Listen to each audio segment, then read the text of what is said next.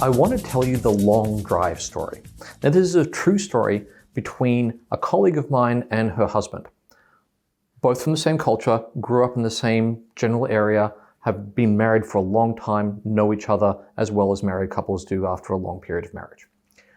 So they're on a long drive, driving interprovincially. A couple of hours into the road trip, she turns to him and says, "Honey, are you hungry?" And he goes, "Nope." And he keeps driving. Now, a percentage of you are on the other end of this laughing. Another group of you are going, "What? Dude's not hungry. What's the problem?" Okay. For those of you who are laughing, let's help out the rest of the group by fast forwarding about 20 minutes. So, 20 minutes later, what happens? Those of you who are familiar with this particular dynamic go, "Will you pull the car over? I'm starving." And we know how he reacts. He says, "Why didn't you say so?" What does she say? "I did say so." "No, you didn't. You asked me if I was hungry." That's the same thing. No, it's not. My stomach over here. Anyway, 5 minutes later, there's a very hangry hamburger being eaten in the car along the way. I can elicit this rather than tell this story from large groups of people from around the world, just by the way, because it's such a common story to tell. Why? Why does this happen so often that I can elicit this word for word of a fight that happens with so many people all over the earth? It comes from two differences. A difference in communication style and a difference in how we manage that communication style. So let's first look at the difference in the communication style itself. When we're looking at the husband in this scenario, what was the communication style that he used? Direct or indirect? Direct, because we heard him use phrases like, "Why didn't you just say so?" Meaning, why didn't you employ direct speech? Okay, so why didn't she? "Surely it would have been better if she were clear. I'm supposed to be a mind reader. It's a trap to find out if I love her or not." This is the mythology that we fall into when we don't understand what just happened. So the other mythology is direct speech is rude. It's cold, it's impersonal.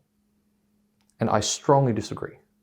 "Honey, I'm a little bit hungry. If you wouldn't mind pulling over at the next place to get something to eat, that'd be grateful. That'd be fantastic. I'd be really grateful." It can be perfectly polite. So why not do it that way? But if my assumption is you didn't do it my way, therefore you did it wrong, we're going to have a fight.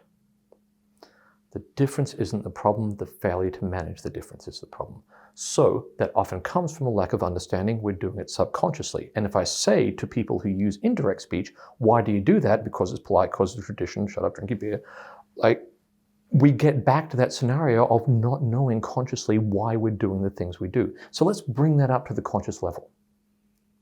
She could have said, "I'm hungry," and done it in the polite way that I should, but she didn't. She said, "Are you hungry?" Why? Because it's polite. Well, okay, but what makes that polite as opposed to the other way? Do you remember the beer story? Why was I supposed to leave my glass empty? Because it gives the other person a chance to show their caring by filling it up. Now, if you are fluent in indirect speech style, you know the right answer to the question. If I say to you, and imagine that you're not hungry, "Hey, are you hungry?" you know the right response. "No, but are you?" Automatically, without thinking of it on your subconscious level, you are familiar with that relationship type and the conversation that wraps around that relationship type, and you know the right response. "No, I'm not, but are you?" "Well, actually, now that you mention it, I am a little peckish. If we pull over, we can still roll out to the same result. And what it breaks down to is, in very simple terms, direct speech is task-oriented, indirect speech is relationship-oriented. If I'm task-oriented, then I communicate, driving by the values to complete the task. I'm hungry. What do I do? Communicate I'm hungry so the other person clearly understands the situation so that we can now work together with the logistics necessary to stop the hunger. That's it. I was doing this once for a group, and the woman said, yeah, my husband does that when he's irritated with me. And she was completely projecting because in her mind, she would have only responded with nope if she was irritated and she was being passive-aggressive. So therefore he was being passive-aggressive. Because if he wasn't, surely he would have known to say, no, I'm not, but are you, and she gets a hamburger, and hopefully so does he, and they eat together and they bond. And we do more than complete the task. We complete the task together. Even if I'm not hungry now, I'll pick up something, we can eat it on the road. There's still a togetherness in the task that uses the task to do more, i.e. build a relationship. Therefore, I leave my glass deliberately empty. Are you hungry? No, I'm not, but are you? If you recognize the differences, you can work with it. And it's not that you're suddenly supposed to go, aha, I had the long drive story, now I understand completely how to work with direct and indirect speech patterns. What you should understand is that you're naturally coming at the opposite speech pattern from a point of judgment. Upside down world map. We are the default, you're doing it differently, therefore you're doing it wrong. That's what you need to fix. If you are indirect, then direct is cold, rude, abrupt, uncaring. If you are indirect, if you're direct, then indirect is wishy-washy, vague, I'm probably in trouble for something, but I'm not sure what. Like, that's the judgment that comes with it, and therefore we have a fight that everybody can relate. If you can recognize that it's being driven by different positive values, and recognizing, no, I just thought you were asking an informational question. Are you hungry? No, I wasn't being passive aggressive. I wasn't angry. I thought you were checking if I'm hungry and I'm not. We're at the end of things, not understanding that there's a whole nother layer to what's happening with the question. If you can recognize that there is that difference and that the action is driven by thoughts and values, we do what we do because we think how we think, and recognize that by and large they're doing it for positive values, you can start with the idea that you can respond to the difference without judgment and assuming that what they're trying to do is not upset you or prove you wrong or do anything else, but to be in your corner, then you're going to go a long way further to making sure that you communicate more effectively. I'd like to tell you a story that I got from a book by a leader in cross-cultural dealings, a guy called Lionel Laroche. And he was writing about a story that he was told out of Indonesia. And Indonesia is a very strongly hierarchical country. Sometimes, for example, when I was in Japan, it is strongly hierarchical, but that was primarily in the workplace. Boss says you do. In Indonesia, it went through all elements of society, including their family relationships and social strata and caste. So in this particular story, there was the handsome young boy in love with a beautiful girl. Wonderful story, except his family, her family. The marriage was not going to happen. The boy loved the girl very much, so he went to his mother. He said, Mum, can you please go to her mother and find out if there's a way that we can still be married? Well, the mother loves her son very much, so she agrees to go and visit with the girl's mother. The girl's mother, very polite, please come in, sit down.